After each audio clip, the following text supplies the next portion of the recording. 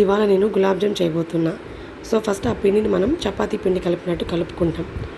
దాని తర్వాత అది కలిపి పక్కన పెట్టుకొని నేను పావు సేరు చక్కెరకి 2 గ్లాసెస్ ఆఫ్ వాటర్ పోసి చక్కెరని కరగబెడుతున్నా. మనం కరిగించే సమయంలో బాగా కలబెడుతూనే కరిగించుకోవాలి, లేదంటే మనకి స్టవ్ గిన్నెకి అడుగంటుతుంది హీట్ వల్ల.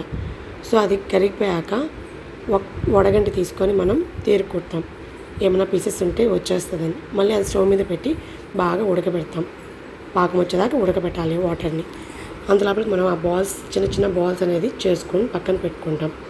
నాకు మినిమం 25 బాల్స్ దాకా వచ్చాయి, చిన్నవి చేసుకున్నాను కాబట్టి. ఈ బాల్స్ పక్కన పెట్టుకొని రీఫైల్కి ఆయిల్ పెట్టుకొని హీట్ ఎక్కాక ఈ బాల్స్ అనేది మనం వేస్తాం. రెడ్డిష్ బ్రౌన్ కలర్లోకి వచ్చిన తర్వాత పక్కన పెట్టేసుకుంటాం ఒక్కొక్కటి తీసి. అలాపలికి మనకి ఈ పాకం అనేది రెడీ అయిపోతుంటుంది, ఆల్మోస్ట్ అయిపోతుంది. మరీ ఎక్కువ పాకం తెచ్చుకోకండి, ఇలా వస్తే చాలా బుడగలు.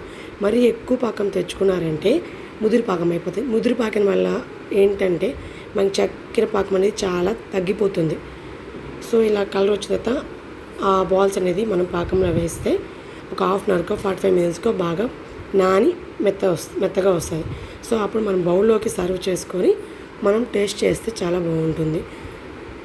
ఇక్కడికి గులాబ్ జామ్ ప్రొసెసర్ అయిపోయింది. So thank you for watching. Please subscribe my channel.